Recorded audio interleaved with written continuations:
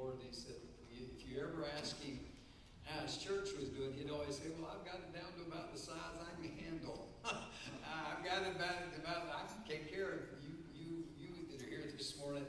Anyway, I'm glad that you're here with us this morning. I am so delighted that you come.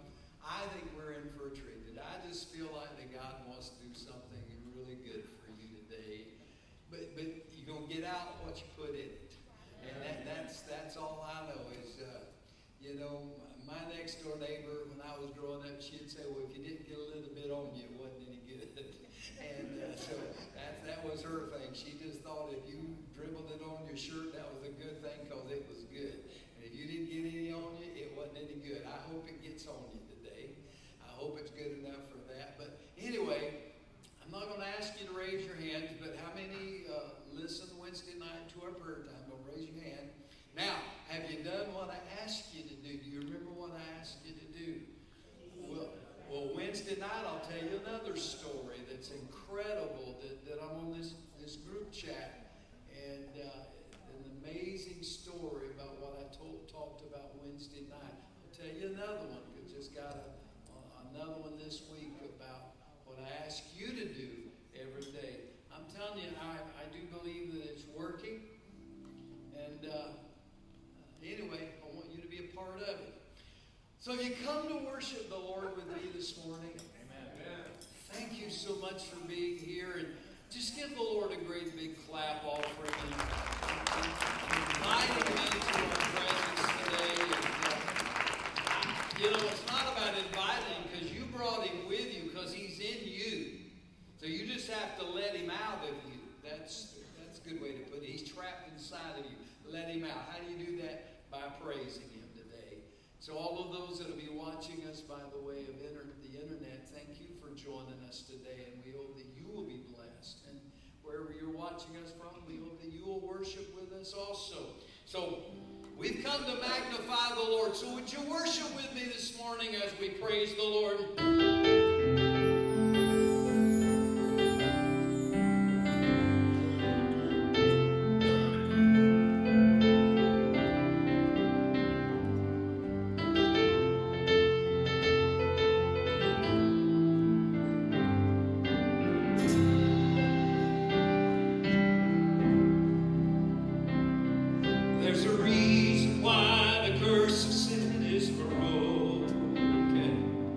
There's a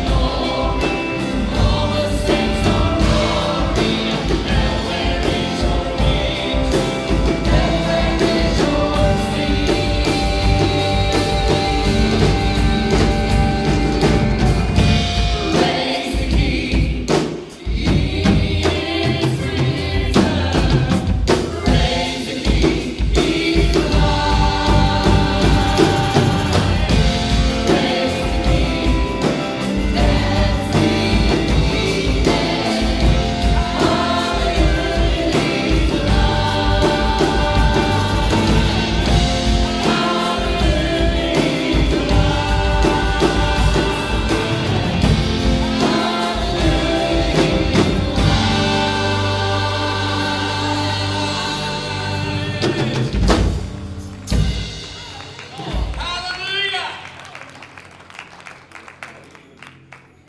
Aren't you glad he's alive? Amen. He's not dead. He's alive. The Bible said he ascended into heaven and he's seated at the right hand of the Father making intercession for us. He's alive today. Because he's alive, this next song tells us this is why it benefits us, because he's alive.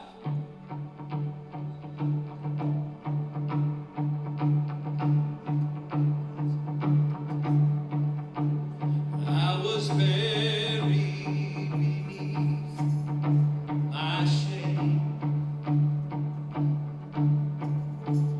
Who could carry that kind of weight? It was my truth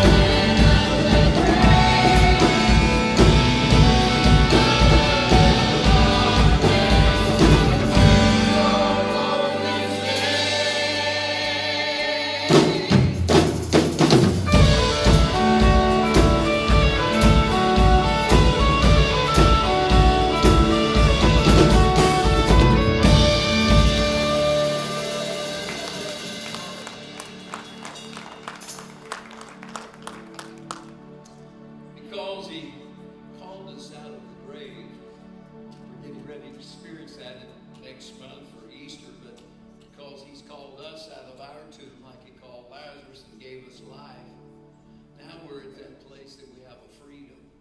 We have a freedom that we're not bound anymore. And that's what this song is all about.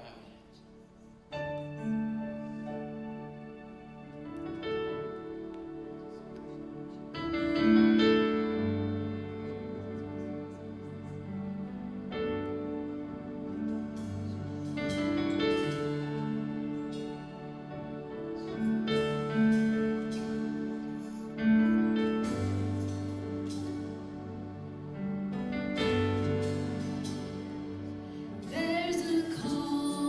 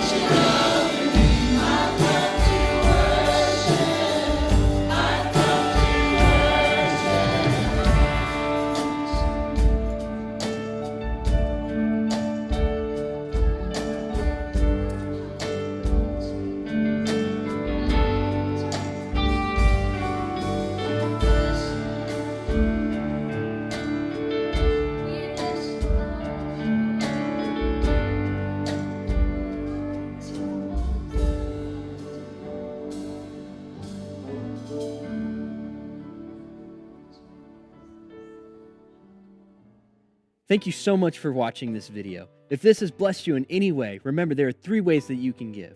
While you're at it, go ahead and like, comment, subscribe, and ring that bell so you don't miss anything that Legacy Community Church has to offer. Hey, we love you so much. Have a blessed rest of your day.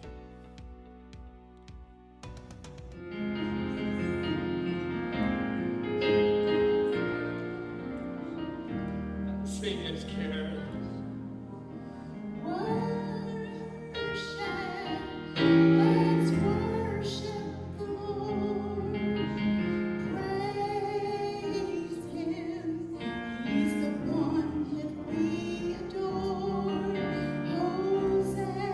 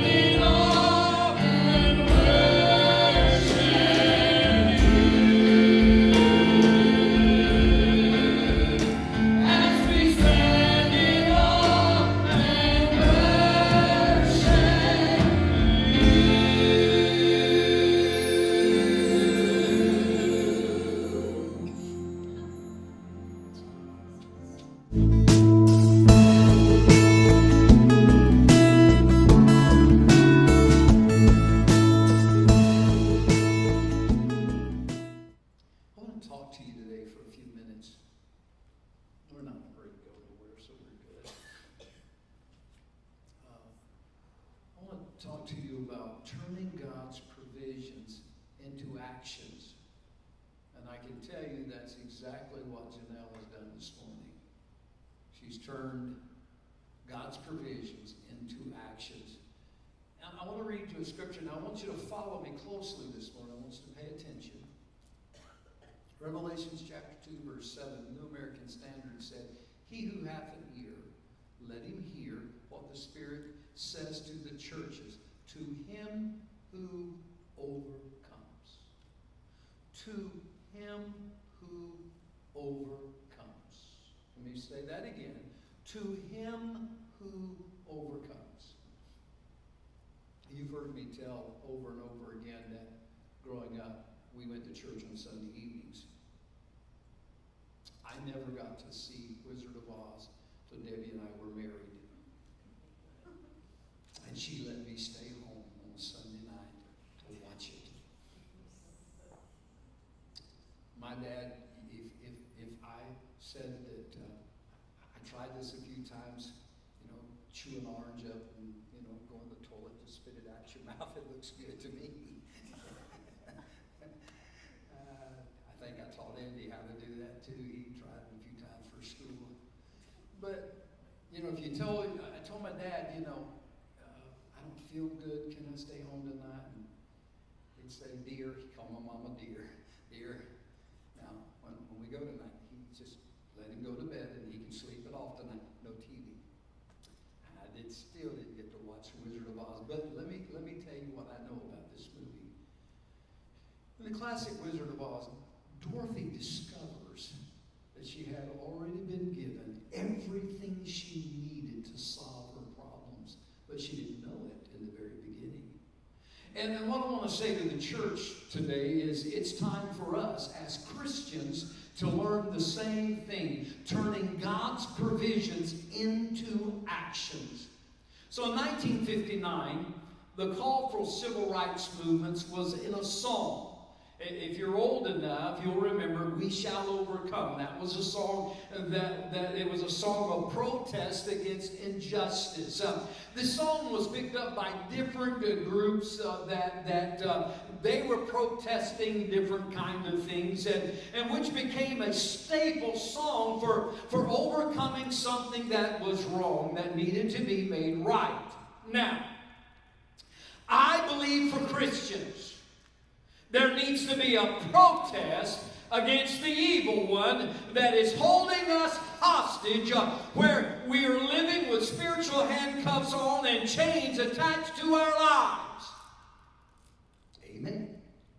Revelation chapter 2, verse 7. To him who overcomes. Chapter 2, verse 26 says, "He who overcomes." Chapter 3, verse 5, "He who overcomes." Chapter 3, verse 12, "He who overcomes." Now, watch this. The same writer that just wrote that says, overcomes. 1 John chapter 5, verse 4, "You have overcome." Then John writes in Revelation, "He who overcomes." On one hand, I have overcome. Then on the other hand, it sounds like I need to overcome. So I got to ask you, how do I put this together and what does it all mean? Now, John is writing to 7 churches of Asia Minor, which is a message to all churches for all times. Now, he's talking to a whole congregation, but in each of these scriptures he said, "He who overcomes." He's talking to everybody, but then he comes down and at the end of it to an individual, he says, "Let me talk to you." Let me talk to you today. He's saying, forget the folks that are around you. It's whether you decide to overcome. You can't. Your neighbor can't do it for you. But he's telling the whole church, everybody has to come to Christ, or everybody that has come to Christ in 1 John chapter 5 has overcome. But now you got to look at this. The word overcome means to prevail, win one's cause, or to be victorious in difficult situations. it has to do with being victorious in the midst of, or over, or in, or through, whatever the circumstance that's holding on to you and that's holding you hostage illegitimately. So if you have something in your life that is holding you hostage, then you need to be an overcomer. Well, why are you telling me? But now I got to ask a question. John, why are you telling me that I have overcome? And then you come back and tell me, well, you need to overcome. In the book of Revelation, let me put it this way. We all know it's possible to be married and not be happy.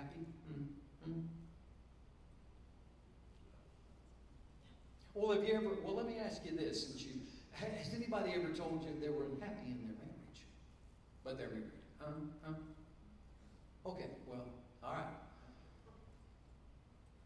If you're wondering, Debbie and I are very happy. There's been a few times that she was unhappy. I've always been happy with her. Haven't I, baby? Well, anyway. So you can be married and not happy. Let me ask you, do you think that's a fair statement? Okay, I just wondered if I lost you yet. I know some of you are scared to death to answer, because if you say yes, your wife is going to say, I didn't know you was unhappy with me. Well, now's a good time to tell her why. No, wait till you get home. Now, you see, let me explain what I'm trying to say to you today. You have a legal status that's not equal to your present experience. That was nice. The paper may declare you to be something, but your experience says something else. Do you follow me on that one? When John says you have overcome, he's dealing with your legal status. When you came to Christ and accepted him as your personal Savior, he made every believer legally an overcomer. But what you have legally does not mean that you're experiencing it personally. So if you're unhappy and married, that doesn't make you unmarried, does it? Amen? Okay, see, if you're still with me, it just makes you miserably married. If you are a defeated Christian, you feel that way, that doesn't make you an unchristian. It just makes you a defeated Christian. What John is trying to tell you and us is that the goal is to make our legal status our experiential reality. I'm going to stop right there. So what God was trying to say to Janelle last Sunday was, I want to put something in your ear, and I want you to experience what I'm about to do. But you have to do something to get it. Is that right? He didn't just put it in your hand. You had to run. You have overcome spiritually, legally. That's what Easter's all about, because you've come to Christ. But you may not have overcome in terms of working it out in your life, experiencing it. Listen to me, folks. I want you to experience everything that God has. He's getting ready to do some incredible things in the next year, and I want you to experience it. Overcome means to overrule in sin or a set of circumstances that has illegitimately has come into your life. It is to overrule that. It is to say the other thing. Your decision is not final anymore, enemy. Your decision circumstance is not final anymore, because I'm a child of the King, and not only am I legally, I'm going to experience it. Whatever's in your life, sin or consequences, God wants you to overrule them and not having them overrule you on an ongoing basis. He wants you to experience the overcoming power. Now let me explain that to you. Not in a biblical sense. If it's pouring down rain outside, then you have an umbrella at your disposal. You're an overcomer. Because you have what you need to keep the rain off of you. But if you take that umbrella and it's pouring out rain outside, and you take and you go outside and you use that umbrella as a cane you're an overcomer, but you're getting wet. Did that make sense? Because you're not experiencing overcoming without the umbrella open and over the top of your head. So what you have to overcome with, you're not using, so you're experiencing being defeated, even though you have what it takes to be an overcomer. The Bible makes it clear, if you're going to be an overcomer, the link has to be made between your state and your standing, between position and practice, what is legal and what you experience. To understand the key of overcoming, you have to begin to, one thing today that I want to tell you, you have to look at Jesus differently. Revelation chapter 1 verse 1 says, I'm going to discuss Jesus, I'm going to disclose Jesus to you, John. Verse 8, he says, I am the Alpha and the Omega, who is, and who was, and who is to come. Verse 11, he says, write in the book what you see. Send it to the churches. I want to read to you what he sent to the churches. I want to read to you chapter 1 of Revelation, verse 12 through 18. Then I turned to see the voice that was speaking with me. And having turned, I saw 7 golden lampstands. And in the middle of the lampstands, I saw one like a son of man, clothed in a robe, reaching to the feet, and girded across his chest with a golden sash. His head and his hair were white like white wool, like snow, and his eyes were like a flame of fire. His feet were like burnished bronze when it has been made to glow in a furnace, and his voice was like the sound of many waters.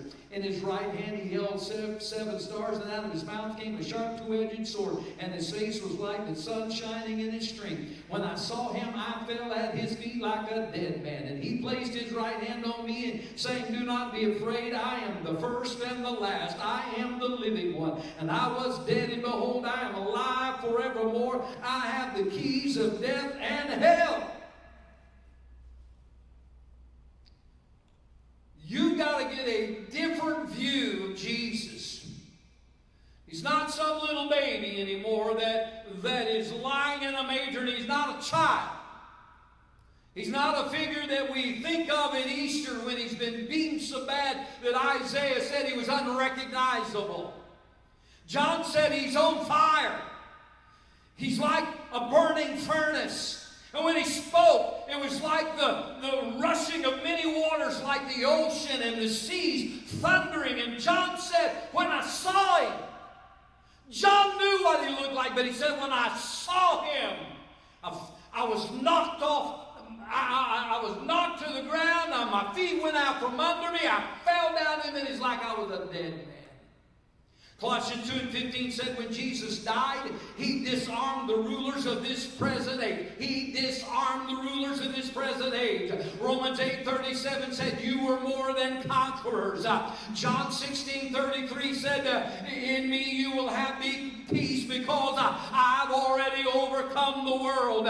It is your connecting with this risen Christ. Romans 5:10 said we are saved. That word saved means delivered by his life. Through his life, Jesus is the one that is big enough to dispense what is needed to move you out of your stalled situation today. When you look at Jesus differently and relate to him, he is the risen Christ who has ascended and now is functioning with fire in his eyes and hair like wool and the voice of thunder. That's who you're dealing with. He's big enough. Oh yeah, but Pastor, you don't understand. My problem's big. And not only is it big, it's been here a while. On the cross, Jesus Christ lifted the sins of the world for all men, for all time on Calvary. So what did you tell me the size of your problem is? It may be bad, but it ain't bad enough. Our view of Jesus has to be adjusted if we're going to experience the victory of this exalted Christ that John is talking about.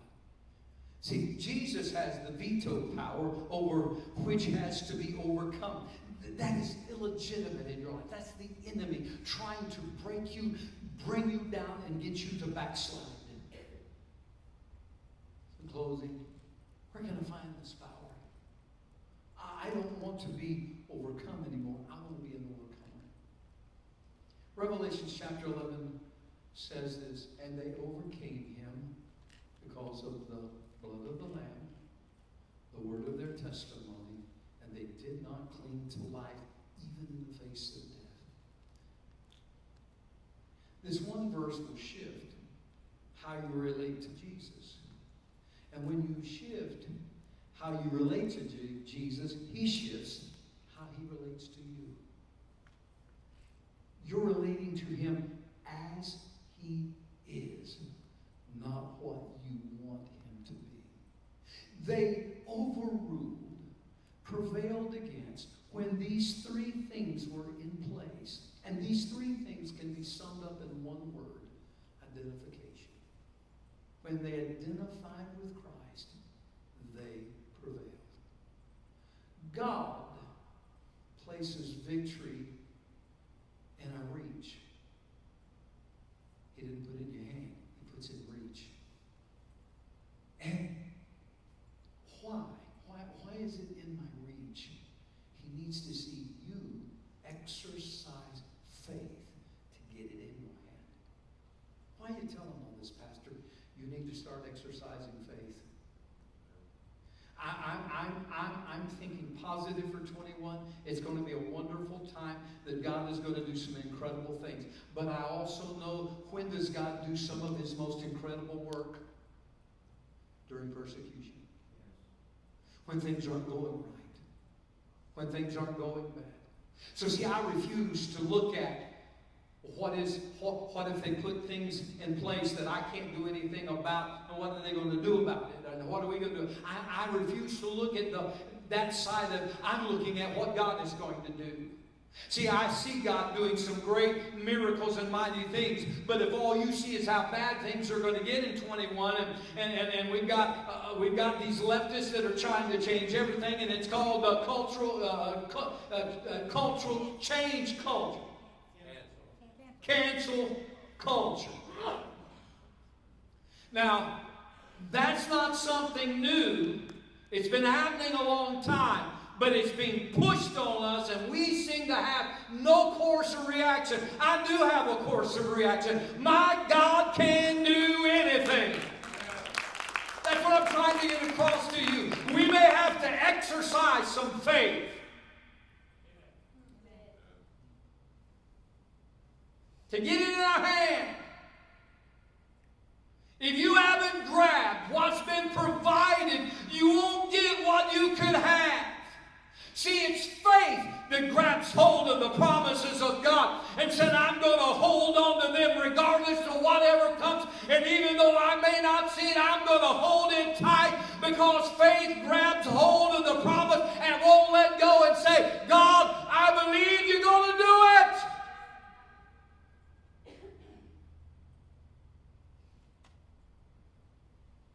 See, what I'm trying to get across to you this morning, but I'm not just trying to tell you, I'm trying to get it in my thick skull too. God wants us to turn his provisions into experience.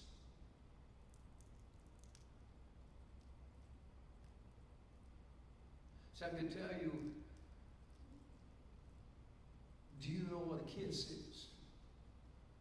But unless you've experienced one, you have no way to describe it.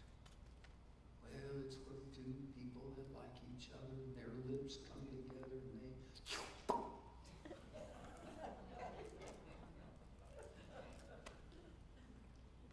All I got out of that was a...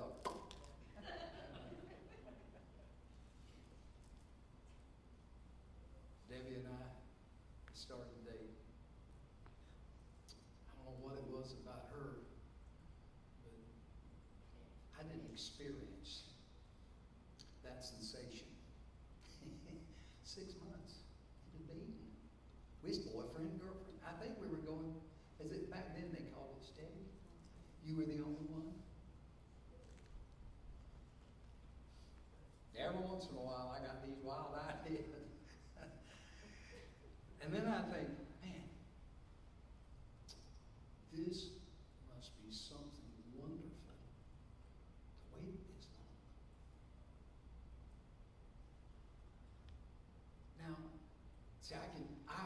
See, if you talk about kissing, oh yeah, I understand it now because I experienced it. Now, why did you tell us all that? Because, see, you can talk about healing. You can talk about God providing for you, but you don't understand it until you've experienced it. Fair enough? We had no groceries in our cabinet, and all of a sudden somebody just come by out of the blue and said, here, I'd like to give them to you. Now, see, you don't understand what that means when you depended on your paycheck every week, and you've never had anybody just bring you a sack of groceries when there was no groceries in the house. So you wouldn't understand that. You wouldn't understand it when you're standing over a baby that was born way too early and there was no hope. And every day from January 21st till Easter, I got to hold Jocelyn for the first time. I prayed over every day. I know the plans that I have for you, a hope and the future. So when people start talking to me about, I don't know what's going to happen. See, I can't go that way because I've already experienced what God can do. I've experienced what God can do in our lives. I want you to experience what God can do, not just in a little bit, but in a big way. See, Dorothy had everything that she needed. She already had it. Because Jesus come out of the grave, and He's not dead, He's alive. He said, I provided everything you need. All you got to do now is take it. See, I don't pray anymore. I'm not begging God to heal people anymore. I'm not praying, God, would you please do this, do that. See, I've discovered that it's already done. I just got to grasp it and believe that it's for me. And I'm trying to grasp it for you today. And I'm trying to paint a picture for you today through an umbrella, through a kiss. That I want you to experience the magnificent power of an almighty God. I love David Crowder's new song. Is God good? Yeah. Is He God? Yeah. Then He's good God Almighty. Yes, He is.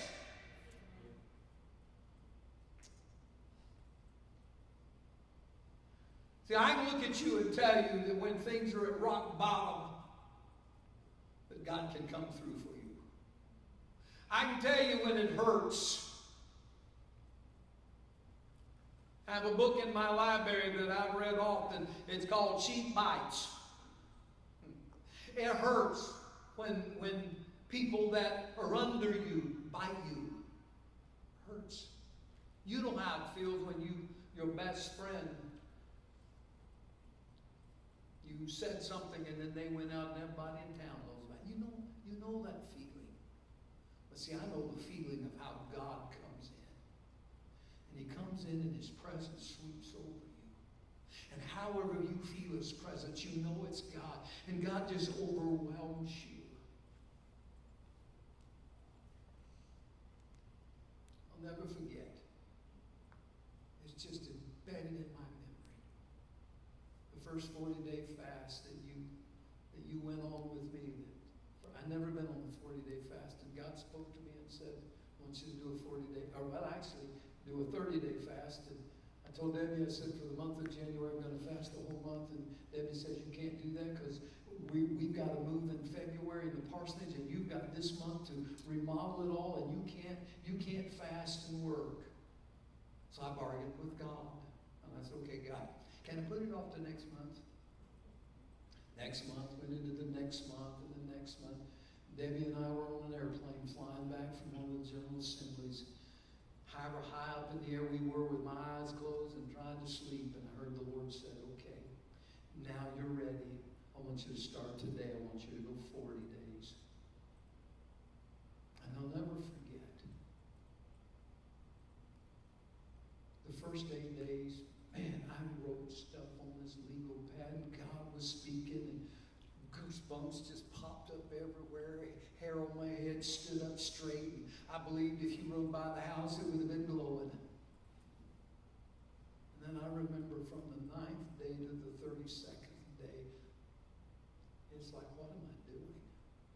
I felt nothing. was speaking. Then I remember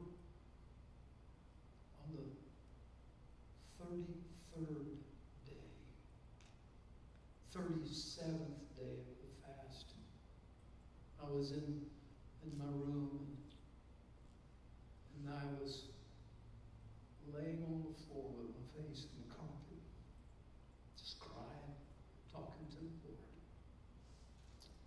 And I remember that I could feel His presence, not just literally on my body, but I could feel His presence in the room. And then there was this light that was so bright that even with my eyes closed, it was like my eyes were going to burn out of my head. I had buried it in the carpet and wanted to look, but I was scared to death to look. And not only that, I could just sense and I could feel it. And then all of a sudden, the heat got so intense that I just knew that the skin on my back was just going to fry and that my skin would fall off. I just thought I was dying, to be honest. I thought, man, I'm dying now. And it was so hot. And it lasted like that for about 15, 20 minutes. I thought my back would be no skin. And then it left. And first thing I did was I run to the mirror because I thought I had nothing on. I thought I didn't have any skin left. Nothing. No red or nothing. Listen, I understand what it's like to get in His presence. I understand what it is to walk through the door and hear the Lord say, I've been waiting on you. And you were with me during this period that God just did some incredible things. But see, I'm telling God, I don't want to live off of what used to be. Because things have changed. I need something more than I had 5 years ago. I need something more because we're facing things we've never faced before. And all He keeps telling me is, I've given you all you need. I've given you all you need.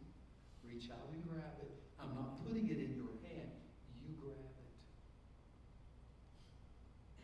I've come today to tell you that He's provided for you. If you would tell me today, well, my family's lost, He's already provided for that. Don't beg Him. Start thanking Him that my household will be saved. If you have a loved one that's sick, don't beg Him. Claim it. Claim it. Claim it. Claim it. That's what I'm trying to get across to you today is God has already provided everything He's going to provide for you. He doesn't have to create anything else for whatever you're going to face. It's already been done. All you've got to do, accept it. Believe it. It's yours. Father, today,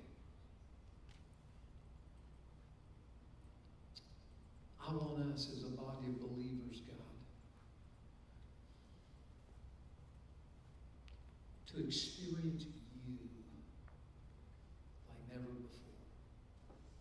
But God, I understand that experiencing you sometimes that comes through circumstances, situations, persecution, trials.